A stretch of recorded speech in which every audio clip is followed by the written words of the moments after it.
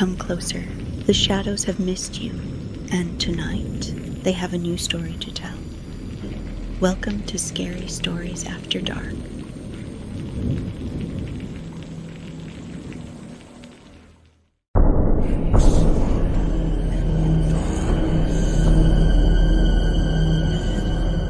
The camera light burned hot against the cold.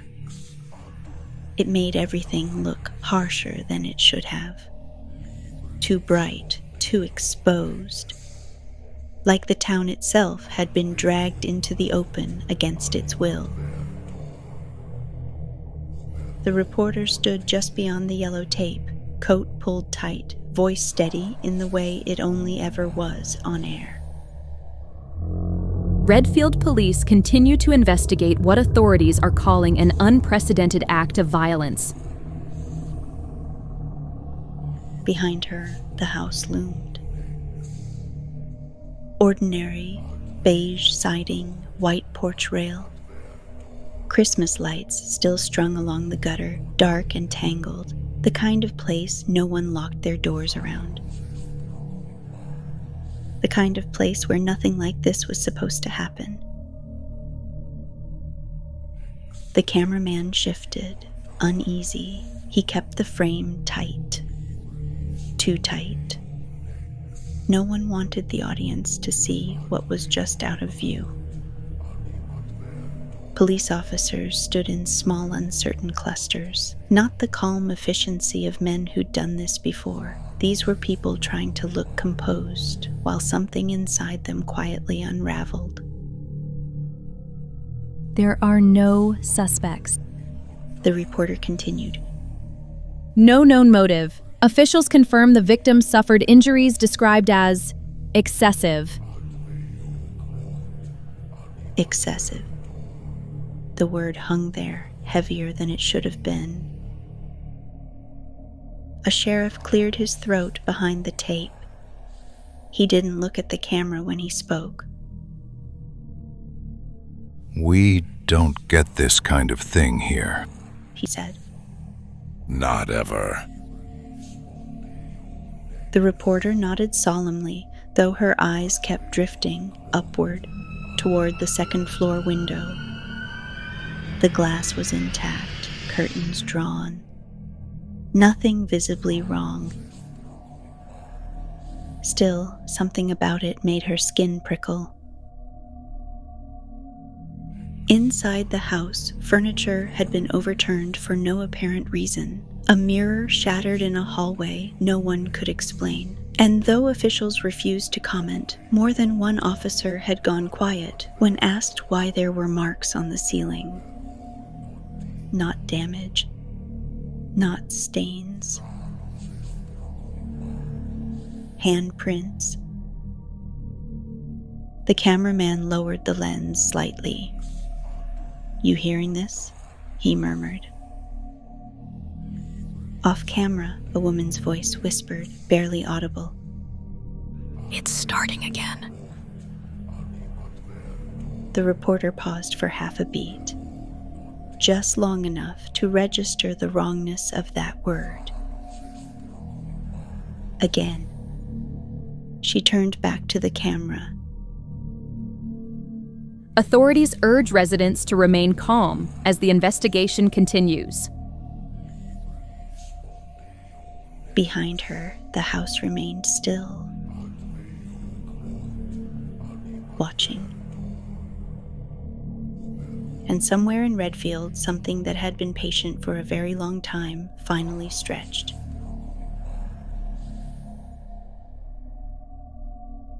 The house on Briarwood Lane looked like every other house in Redfield. That was the first lie. It sat at the edge of a quiet cul-de-sac, trimmed hedges, pale siding, a mailbox that leaned slightly to the left. The kind of place families moved into when they wanted a fresh start. The kind of place realtors described as solid and well-kept. The kind of place no one warned you about. The moving truck pulled away just after noon. its engine noise swallowed quickly by the town's thick, uneasy quiet. Birds perched on telephone wires but didn't sing. The street remained empty, curtains drawn tight in neighboring windows. Inside, boxes crowded the living room. Cardboard scraped against hardwood floors. The air smelled faintly of dust and something older. Something sealed away too long. "Mom," 16-year-old Claire said, already annoyed. "This place feels weird." Her sister Hannah, a year younger, snorted as she dropped onto a couch cushion. "You say that about everywhere." Claire didn't respond. She was staring at the hallway mirror. For just a second, she could have sworn her reflection lagged behind her movement, not enough to be certain, enough to feel wrong. Their parents tried hard to keep things normal. Their father joked about finally having a basement big enough for storage. Their mother talked about repainting the kitchen, about school starting soon, about how this was a good thing. Neither of them noticed when Hannah stopped listening. She had drifted toward the basement door. It stood at the end of the hallway, narrow and unremarkable, painted shut once, maybe twice, before someone decided not to bother anymore. The handle was cold beneath her fingers. Locked. She frowned. "Why's this locked?" Their father hesitated. "Probably just old habits. I'll get to it later." But Hannah didn't move away. She leaned closer, pressing her ear to the door. There was no sound. Still, she felt it. Pressure.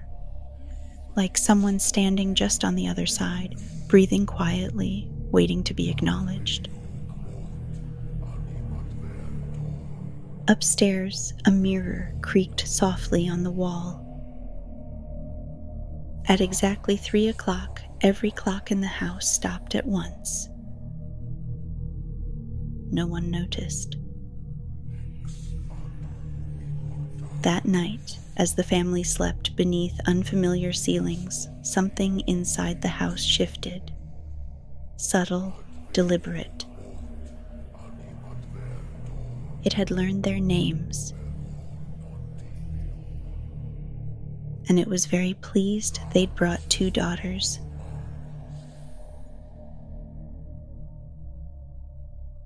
The first change was small enough to excuse. Claire woke before dawn with the taste of copper in her mouth and the certainty that someone had been standing beside her bed.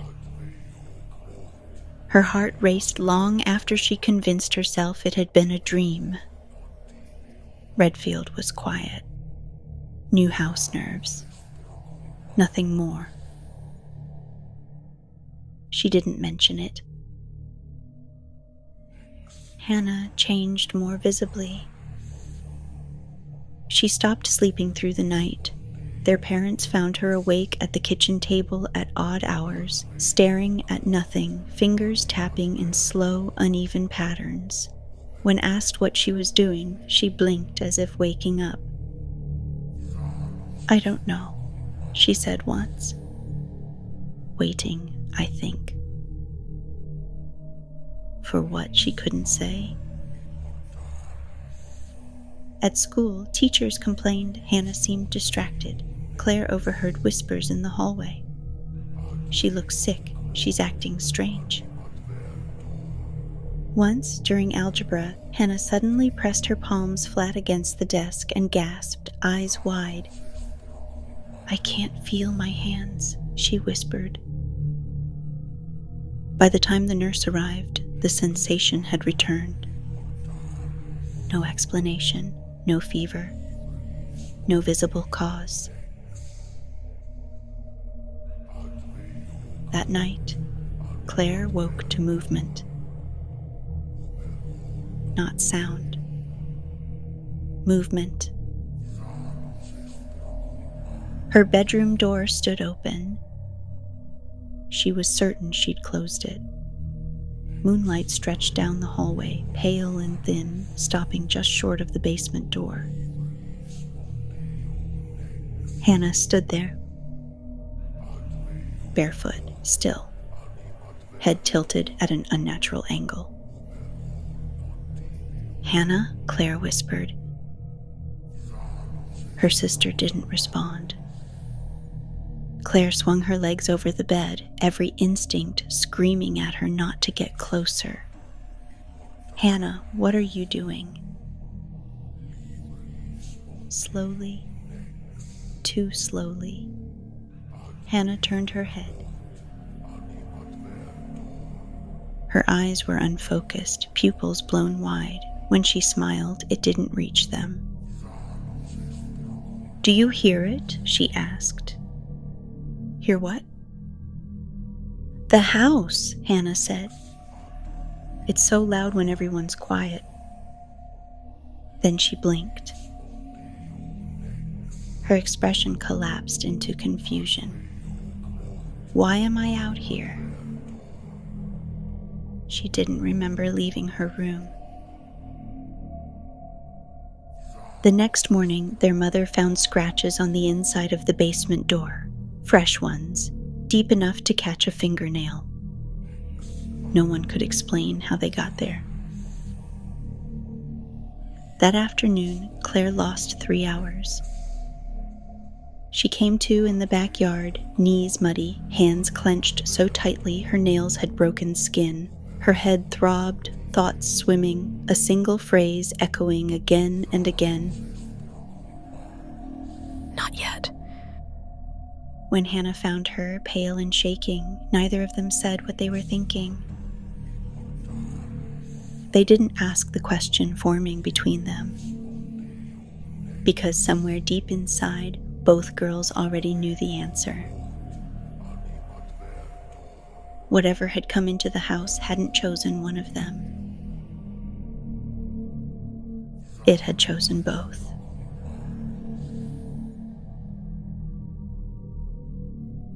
The second death didn't feel like coincidence. It happened 4 nights later, just after 3 a.m.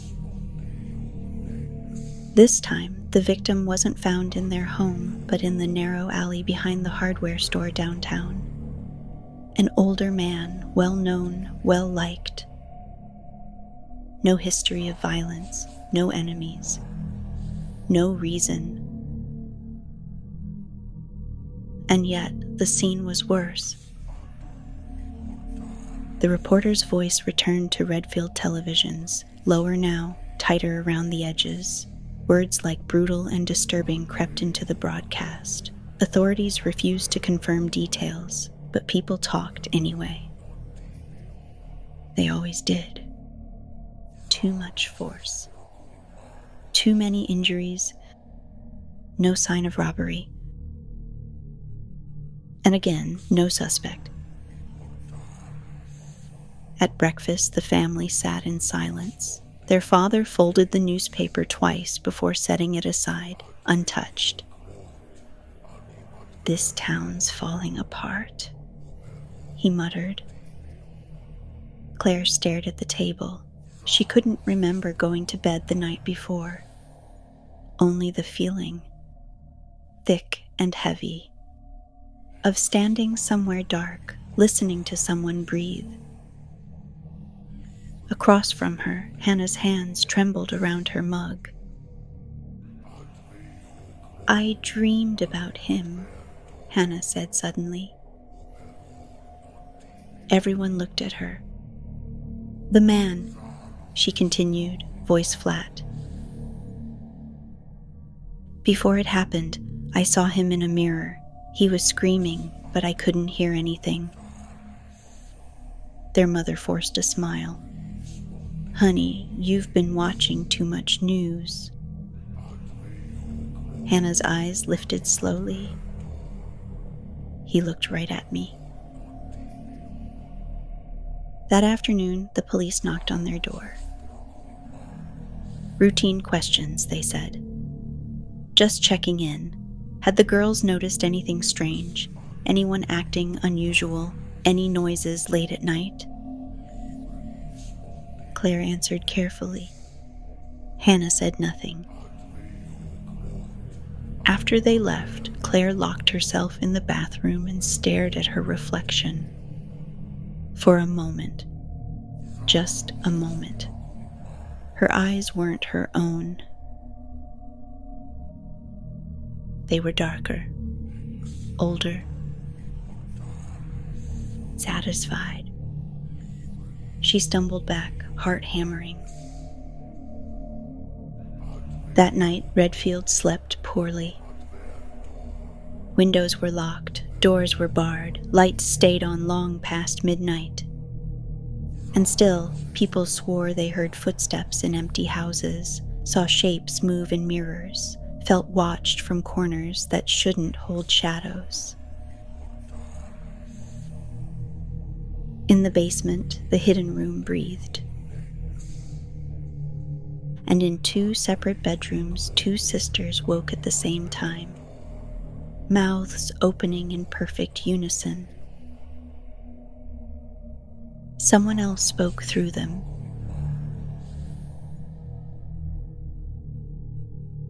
The house stopped hiding the night Claire woke on the ceiling. She became aware of it slowly. Not fear at first, but wrongness. Her blankets were gone. The familiar weight of gravity had shifted, pulling her sideways instead of down. When she opened her eyes, the room was upside down.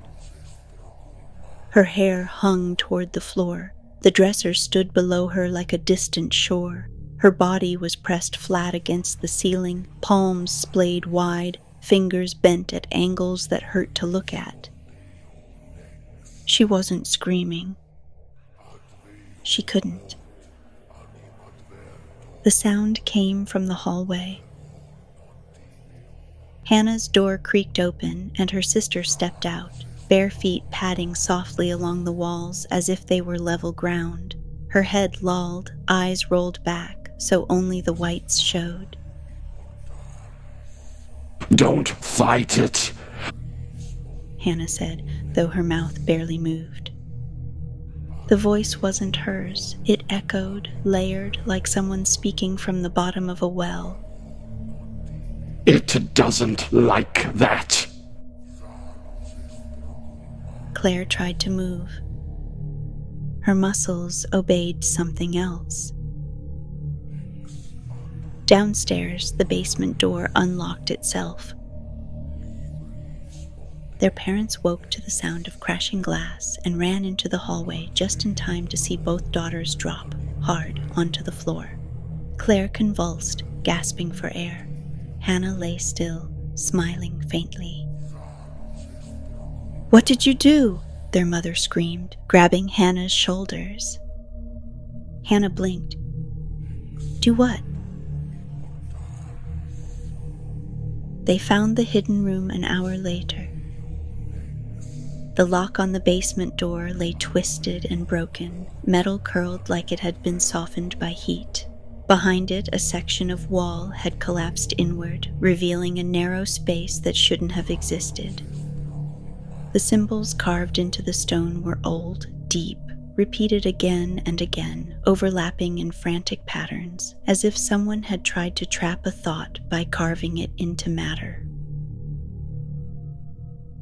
Claire felt sick the moment she saw them. Her nose bled freely, droplets splattering the floor in perfect, even rhythm. Hannah stepped forward.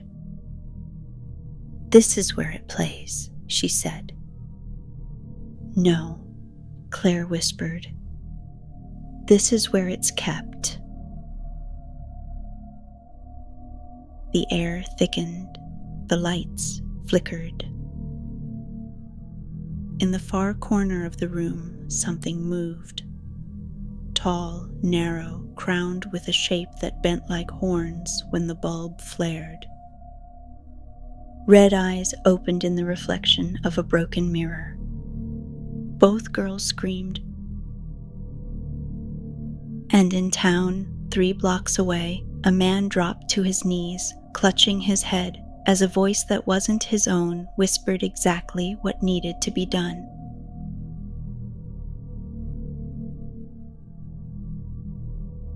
Elias Crow didn't like towns like Redfield. They wore their fear too neatly. Lawns trimmed, smiles practiced, evil lingered longer in places that pretended nothing was wrong. He stood beside his car at the edge of Briarwood Lane, coat collar turned up against the wind, eyes fixed on the house at the end of the cul-de-sac. "It's not contained," he said quietly. Maribel Vance pressed her fingers beneath her nose, already bleeding. She hadn't even stepped onto the property yet. "No," she agreed. "It's anchored." They'd arrived at dawn, called in by a sheriff who didn't believe in demons, but believed in patterns, and couldn't ignore the timing, the brutality, the way witnesses kept mentioning 2 girls. Inside the house, the air felt bruised. Maribel staggered slightly as they crossed the threshold, nausea rolling through her in waves. Her journal slipped from her coat pocket, pages fluttering open to a symbol she didn't remember drawing. "It's been divided," she whispered. "Spread out so it can't be driven off." Elias's jaw tightened. "And now it's trying to reunify." They met the family in the living room, exhausted, hollow-eyed. The parents clung to each other like survivors of a shipwreck. Claire sat rigid on the couch, hands clenched tight. Hannah leaned against the wall, gaze distant. When Maribel looked at them, her breath caught. Not because of what she saw, but because of what looked back. "They're still in there," Maribel said quickly before Elias could speak. "Both of them." The girls flinched at the word both. Elias knelt in front of them, voice calm, steady. "We can help," he said. "But you have to tell us everything, even the parts you don't remember." Claire swallowed. "Sometimes I feel like I'm standing behind myself," she whispered. "Watching." Hannah nodded slowly. "Sometimes I'm not alone when I wake up."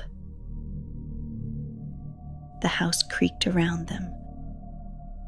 Somewhere below their feet, something shifted.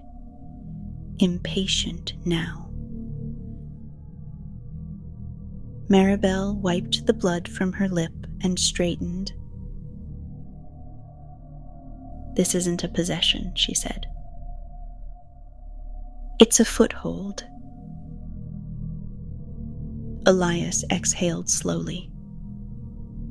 "Then we don't just fight it."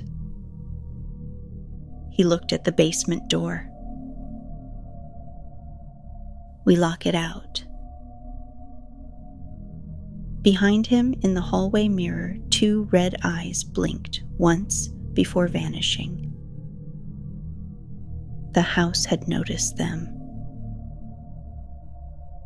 And for the first time since Redfield began to rot, something inside it felt challenged.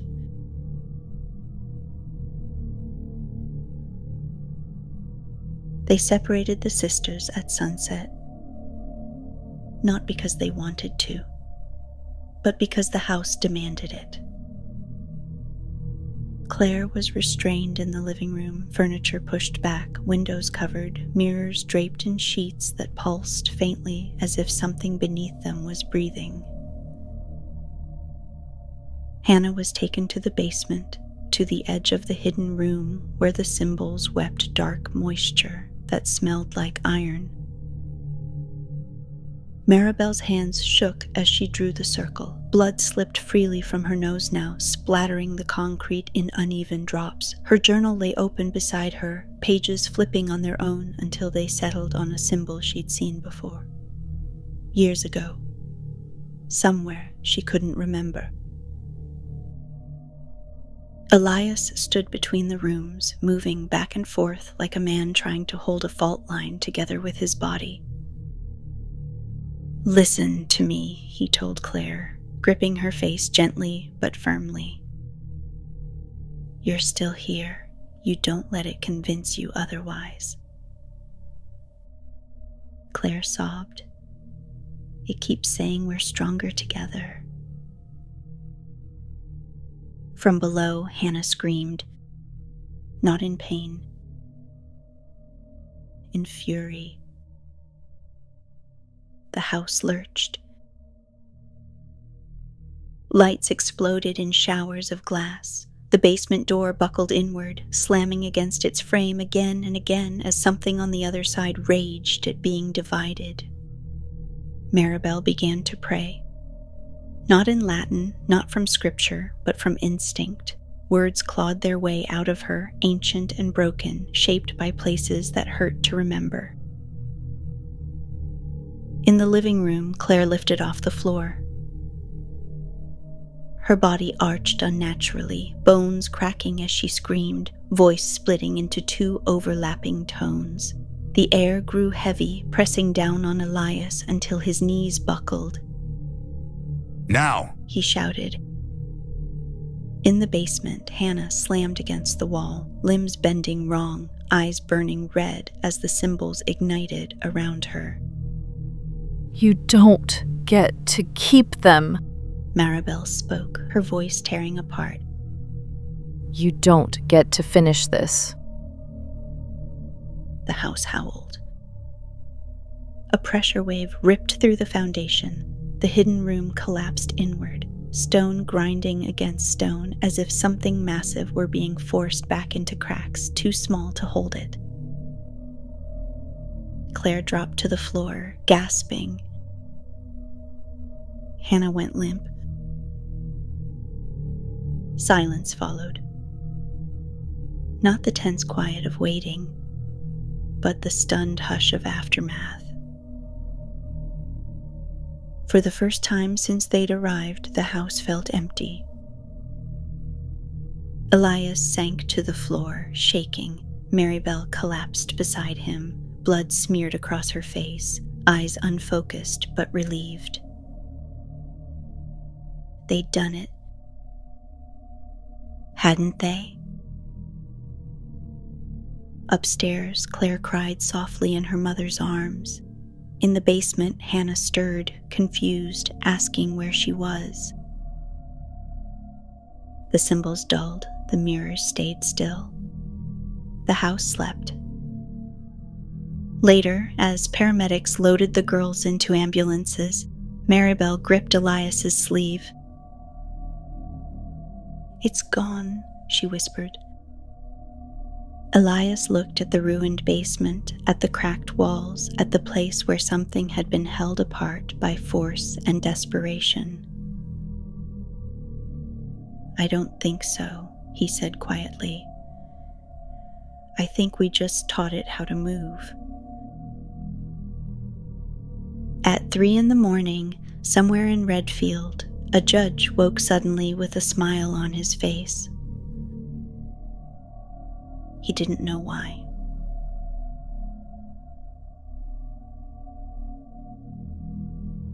The footage aired 3 weeks later. Redfield authorities have confirmed the arrest of 2 teenage sisters in connection with multiple unsolved murders that plagued the town earlier this year. The reporter stood outside the courthouse now, same coat, same steady voice. While investigators acknowledge inconsistencies in timelines and a lack of direct forensic evidence, officials state the girls were present near several scenes and are believed to have influenced key witnesses. She paused. Both suspects deny intent. Neither can fully account for their whereabouts during the incidents. The camera cut away as police escorted the girls inside. Redfield slept better that night. It finally had someone to blame.